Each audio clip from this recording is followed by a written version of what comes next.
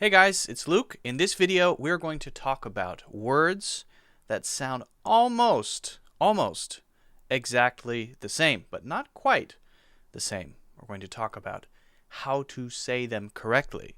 But before we do that, make sure that you subscribe. Also, why not give the video a like if you like it? And don't forget to subscribe. Okay, let's get started.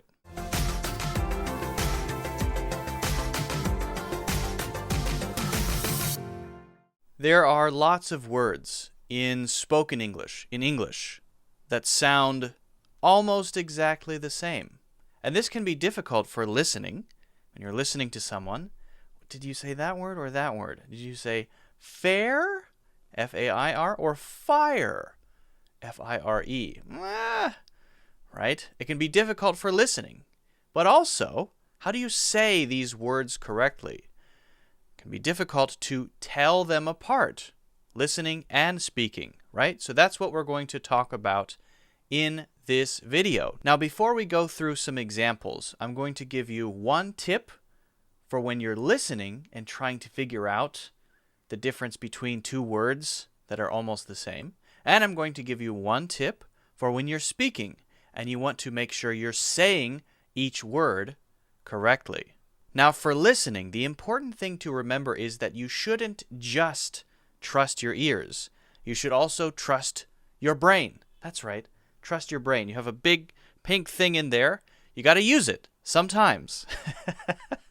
Hopefully not too much. You don't want to stress yourself out, right? You don't want to burn too many calories. But you do have to use it a little bit, okay? What do I mean by that? Well, when you're listening, you hear the sounds, and that helps you guess maybe it's this or maybe it's this word. I'm not sure. But then, when you turn your brain on, you think to yourself, what word would fit in this sentence, right? There was a terrible fire on 23rd Street. A terrible fire. Now, could that be F-A-I-R? Would that fit there? Well, actually, fair could be a noun. But if we put terrible in front of it, it's unlikely that we're going to be saying F-A-I-R. It's probably going to be F-I-R-E. So you have to use your pink stuff up here. It's actually not pink, is it? It's kind of gray. Why are all the pictures of brains pink? I'm pretty sure it's actually gray. Why did I say pink before? Your gray stuff. Use your gray stuff and think to yourself, okay, which one is it probably? Which one fits there? Well, terrible is a fire is terrible. Yeah, okay, so it's probably F-I-R-E, fire. And you can do that in every case. Now, this one's actually a little more difficult because actually fair can be a noun. Can also be an adjective. Hey, that's not fair. But if someone says, hey, that's not fair, you can definitely tell that that's the adjective F-A-I-R and not F-I-R-E. So usually, if you use your gray brain, you can guess which one it is. Okay, so don't only listen for the sound, also use your knowledge of grammar to figure out which one it must be. Now here's the tip for speaking, for pronouncing words that sound almost the same. The tip is, it's all about the mouth. It's not only about your knowledge, okay? If you learn the symbol for this and the symbol for that, it's not going to always work. Unfortunately, symbols don't always work. It's all about the mouth. You need to make sure you learn the mouth positions for each English sound. In fact, I is different than air, right? So if I say fair, you can see my mouth is open wider. Air. If I say fire, my mouth is open. It's a little higher, a little taller. Ah, and then it opens wide after that. E, fire, then So actually, if you learn all of the mouth shapes for each sound, it will be easy for you. So my point is, don't only think of pronunciation as knowledge. I must know what each sound is in my brain, in my gray stuff. Well, that's great. If symbols help you remember, that's fine. But if you really want to know how to say things, you have to practice the mouth positions, the shapes that make the correct sounds. And that's what we're going to do now. So, what we're going to do now is look at pairs of words that sound almost the same, and we're going to practice pronouncing them correctly so that when you want to say them, you will know how to say them. And when you hear them, you'll know which one you're hearing. All right? L-O-O-S-E and L-O-S-E. So the first one is loose. Loose. Ooh-ooh-s-s. Loose. Loose. The second one is lose. Lose. Ooh-ooh-z-z. What's the difference? The only difference is that loose has an S sound, s, and lose has a Z sound, z. Loose, lose, loose, lose. Now, if you're listening, you can also generally hear the difference because they have very different meanings, used differently in sentences, but there is that small difference. S, z, loose, lose. W-O-N and W-A-N-T. Now, you might be thinking, what? Those aren't the same. Those aren't similar at all. One and want. I can hear the T sound at the end. But many native English speakers, if there's a T at the end, don't say T at the end. Maybe you've seen my other video about the T sound, right? So instead, they'll say H. They'll say want, want. Now it's much closer, isn't it? One, want, one, want, one, want. What's the difference here? For one, W-O-N, I'm letting the N go. I'm not worried about stopping it. For want, W-A-N-T, I say it as want, want. That's how it's usually said. I'm cutting it off at the end. And that's the difference between them. F-R-E-E and F-L-E-E. F-R-E-E, F-L-E-E. Now, this one is easy for some people and difficult for some people. Some people struggle with the L and the R sound and often mix them up. Some people have no difficulty with this, so if this is easy for you, good. I'm happy for you. Good for you. Wonderful. Fantastic. This is for people who struggle with this one, okay? So this one is free and flee. Free and flee.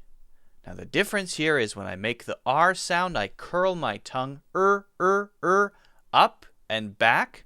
It's kind of straight up toward the roof of my mouth.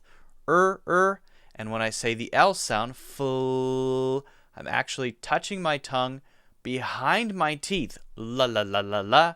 I'm doing that. Instead of saying la, I'm saying li.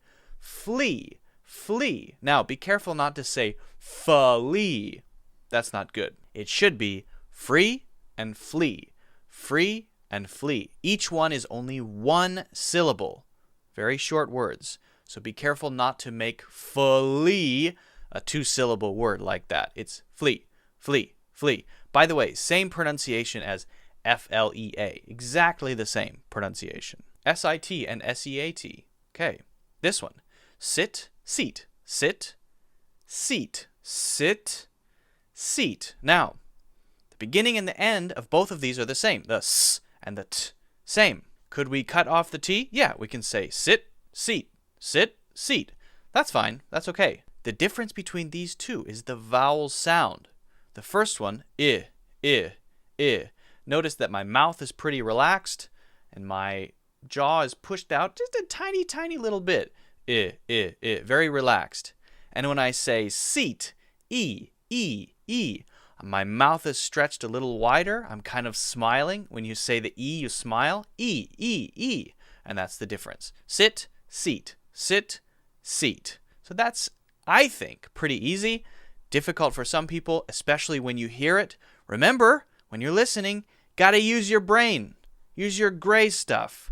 Because if someone says, take a seat, it's probably not going to be sit, right? Because sit doesn't fit there. But if someone says, ooh, is the seat of your car broken?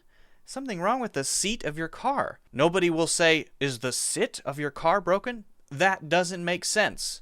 The grammar doesn't make sense. So, if you're listening to those two and it's fast, and you didn't catch the difference, use the old brain. W-O-M-A-N and W-O-M-E-N. Now, a lot of people get confused about these two, right? Which one is one and which one is more than one? I'm confused. Well, the first one, W-O-M-A-N, is one. A woman, W-O-M-E-N, that's more than one. More than one. That's women. Now, the easy way to remember that one is you see M-E-N, and that's also the plural form for a man. One man, two men. Women, men, men, men. Okay, so that's kind of the same. But we don't say woman. It's not actually pronounced as it looks.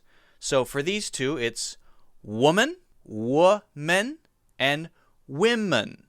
Women, women, woman, and women. Now, I know that's a little difficult to hear, but the difference here is in both vowel sounds. The first sound is w, and then men, men, woman. And the next one is wi, men, women, women. So that's the difference between these two. A-C-C-E-S-S and E-X-C-E-S-S. Now these two have different meanings, so you can hear the difference based on how they fit into sentences. But there's actually only one difference in how they're said. One is access and one is excess. The basic difference is the A and the E sound. When we say the A sound, it's ah. The mouth is open wider. Access, access. The second one, The mouth is more flat, a little more narrow. Not as wide as the E sound. It's more relaxed, and so it's excess, access, and excess. However, many people will say it as excess, excess, and so that difference will be access stresses the first syllable, and excess sometimes stresses the second syllable, da. So there's the vowel difference, the A and the E, and also the stress difference, da and da. So it's access and excess or excess. All right, guys, that's it for this video. If you have any other questions about words that sound almost the same, let me know in the comments, and maybe I can do another video like this and compare the word pronunciations. Also, don't forget to subscribe. Don't forget to give the video a like. Thanks for watching. I will see you next time.